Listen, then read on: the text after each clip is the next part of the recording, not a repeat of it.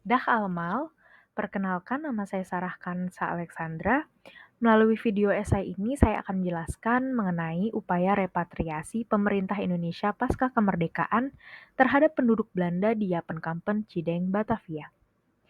Video esai ini dibuat dan ditujukan untuk memenuhi tugas akhir individu mata kuliah Hubungan Indonesia-Belanda B. Sebelum kita memasuki inti dari topik makalah ini, saya akan menjelaskan sekilas mengenai latar belakang adanya Yapenkampen secara keseluruhan di Indonesia. Yang pertama, selama Perang Dunia II, Jepang menginvasi dan menduduki hampir sebagian besar wilayah di Asia Tenggara dan Pasifik. Salah satunya ialah negara Hindia Belanda. Angkatan darat sebelum Perang Pasifik dimulai sudah menduduki Indochina, merebut Malaya, Sumatera, Luzon, dan Burma. Sementara Angkatan Laut setelah dari Pearl Harbor melanjutkan penyerangannya ke Mindanao, Kalimantan, Sulawesi, Irian, dan Pulau Pasifik. Kedatangan Jepang di Hindia Belanda pada tahun 1942 yang menduduki ibu kota Batavia atau kini disebut dengan Jakarta dan pulau-pulau Indonesia lainnya mengakibatkan adanya gencaran aksi terhadap masyarakat Hindia Belanda.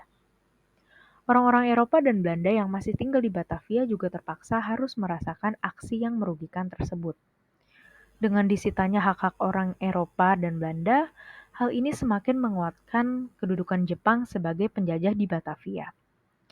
Tentara-tentara Jepang tersebut menjadikan rumah-rumah itu sebagai tempat tahanan bagi perempuan sipil, anak-anak perempuan, dan anak-anak laki-laki yang berusia di bawah 10 tahun yang merupakan orang Eropa asli. Hampir semua orang Belanda yang tinggal di Indonesia dijebloskan ke dalam ratusan kamp yang tersebar di seantero Nusantara. Mereka yang dijadikan tahanan disebut sebagai interniran. Dalam keadaan susah dan kelaparan, banyak orang Belanda yang terpaksa harus menghabiskan hidupnya dengan tinggal di Yapenkampen, yakni sebutan untuk kamp interniran buatan Jepang. Kamp ini juga memisahkan antara perempuan dan laki-laki. Sejarah Yapenkampen. Istilah Yapenkampen adalah kamp interniran buatan Jepang. Setelah menaklukkan wilayah-wilayah di Indonesia, Jepang membuat banyak sekali kamp kecil. Pada tahun 1942, di seluruh Indonesia terdapat 155 kamp interniran. Banyak tawanan perang yang dikirim ke kamp-kamp di mana mereka harus mempertahankan hidup dalam kondisi yang keras. Tujuan utama dari didirikannya kamp-kamp ini adalah untuk memenjarakan orang Belanda dan orang Eropa lainnya yang masih berada di Hindia Belanda. Pada awalnya, Jepang berpikiran untuk mendidik kembali orang Belanda atau Eropa yang berada di kamp tersebut. Namun di satu sisi, Jepang juga mempermalukan bangsa Barat dengan memisahkan orang-orang Barat dengan orang-orang Asia. Di Yapenkampen tak jarang penganiayaan dilakukan, baik terhadap wanita dan anak-anak perempuan. Berdasarkan catatan keseharian para penyintas kamp interniran Jepang, makanan yang disediakan oleh Jepang masih dikatakan wajar pada tahun pertama penahanan. Akan tetapi, jatah makanan terus dikurangi sejak akhir tahun 1942 dan terus memburuk hingga tahun 1944 dan 1945. Belum lagi akibat kondisi kamp yang kurang higienis dan kekurangan makanan menyebabkan banyak orang jatuh sakit dan menjadi sangat rentan terhadap penyakit menular seperti disentri, penyakit kuning, kolera, malaria, tifus, pneumonia, dan penyakit pernapasan lainnya. Para tawanan seringkali mendapatkan perlakuan dehumanisasi, eksploitasi, dan hukuman. Sebagian tawanan perempuan kerap ditempatkan di beberapa rumah mewah untuk dijadikan gundik piaraan para komandan tentara Jepang. Sementara, tawanan laki-laki Belanda atau Eropa yang berusia 17 hingga 59 tahun akan digiring ke kamp interniran lain yang tersebar di Pulau Jawa untuk dipaksa melakukan romusha atau dijebloskan ke dalam penjara. Sejarah Yapenkampen Cideng. Daerah Cideng menjadi salah satu kamp terakhir untuk warga sipil di dalam dan sekitar kota. Kamp Cideng adalah salah satu kamp interniran buatan Jepang yang bertempat di pinggiran kota Batavia. Kamp ini dipagari awalnya hanya dengan kawat berduri, namun lambat laun kamp ini mulai menambahkan bambu kusut atau gedek sebagai pembatas supaya para tawanan tidak bisa kabur dan semakin terisolasi dari dunia luar. Seiring berjalannya waktu, Jepang terus mengurangi ukuran kamp tersebut. Dengan semakin berkurangnya ukuran kamp tersebut, tak menahan Jepang untuk terus menambah jumlah interniran yang ada di dalam kamp Cideng. Awalnya, sebagian besar interniran di kamp Cideng menjalani hidup biasa pada Oktober 1942. Kondisi Camp Cideng yang masih berada di bawah pemerintahan sipil saat itu tidak terlalu buruk. Penduduk masih bisa memasak, berbelanja, bahkan mengikuti kebaktian di gereja. Orang-orang Eropa yang dijadikan tawanan Jepang memang berada di bawah pengawasan polisi Jepang atau Keimubu. Meski demikian, mereka masih diperbolehkan untuk berinteraksi dengan orang pribumi, misalnya memanggil orang pribumi dengan sebutan babu atau berdagang dengan masyarakat pribumi. Sayangnya, pada bulan April tahun 1944, Cideng mulai dipegang oleh komandan militer bernama Kenichi Sonei. Rumah-rumah yang awalnya hanya diisi 10 orang lama-lama mulai diisi 50 hingga 100 orang. Dengan demikian, penghuni camp naik drastis. Camp Cideng di Batavia menampung sekitar 2.000 tahanan. Kemudian pada tahun 1944 ada lebih dari 10.000 tahanan perempuan dan anak-anak yang tinggal di Cideng. Semua hak istimewa penduduk pun lenyap. Mengingat ukuran dan luas camp interniran yang begitu sempit dan persediaan makanan semakin dikurangi, banyak penduduk camp yang kelaparan hingga jatuh sakit. Kematian menjadi hal yang terjadi setiap hari, pertama-tama orang-orang tua, tetapi segera semua usia terkena dampaknya.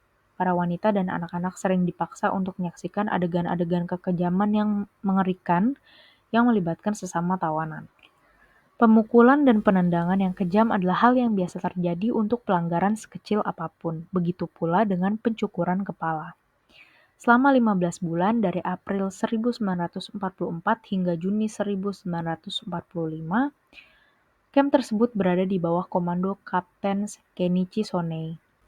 Selanjutnya saya akan menjelaskan mengenai upaya repatriasi yang dilakukan oleh pemerintah Indonesia terhadap mantan penghuni Yapen-Kampen Cideng, Batavia pasca kemerdekaan. Pembebasan tawanan Camp Cideng. Pasca Amerika Serikat menjatuhkan bom atom secara berturut-turut pada tanggal 6 dan 9 Agustus di dua kota penting di Jepang yakni Hiroshima dan Nagasaki, Jepang menyatakan menyerah secara resmi pada pihak sekutu pada tanggal 15 Agustus 1945.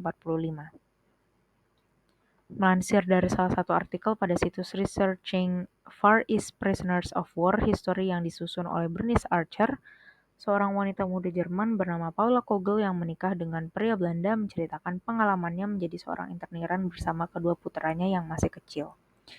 Ia mengatakan bahwa pada bulan Agustus tahun 1945 pukul 10 pagi, para interniran diabsen dan mereka menyaksikan seorang perwira Jepang yang menyatakan bahwa Jepang terpaksa menyerah. Dengan demikian, menyerahnya Jepang terhadap pihak sekutu menandakan berakhir pula masa-masa camp interniran. Para tawanan Camp Cideng pun akhirnya dibebaskan pada bulan September tahun 1945. Upaya pemerintah Indonesia dalam melakukan repatriasi warga negara asing atau WNA Camp Cideng. Selama proses repatriasi, pemerintah Indonesia membuat rencana pemberangkatan masyarakat Belanda di Indonesia dalam rentang waktu 30 Desember 1957 hingga 31 Januari 1958. Pihak yang ikut andil dalam membantu pemerintah Indonesia melakukan upaya repatriasi terhadap warga Belanda, khususnya mantan penghuni Yapen-Kampen Cideng ini adalah pemerintah Belanda. Dalam mempersiapkan keperluan perpindahan, pemerintah Belanda menghubungi perusahaan pelayaran Belanda dan asing untuk membantu mengungsikan warga Belanda ke sekitar wilayah di Indonesia. Dalam menindaklanjuti tindakan repatriasi, pemerintah Indonesia juga dibantu oleh pemerintah Belanda dan perusahaan penerbangan asing untuk mengungsikan para warga Belanda di Indonesia. Kapal pertama yang datang pun membawa semua janda dan anak yatim piatu ke Belanda. Nasib yang dialami oleh mantan penghuni Yapen-Kampen Cideng pada masa sekarang, sepulang dari Indonesia.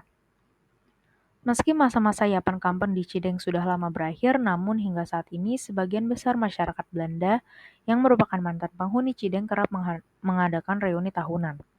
Pada tanggal 3 Mei 2020 lalu, Yayasan Cideng Camp menyelenggarakan reuni Cideng Camp ke-12 di kumpulan Van Braunbeek di Arnhem.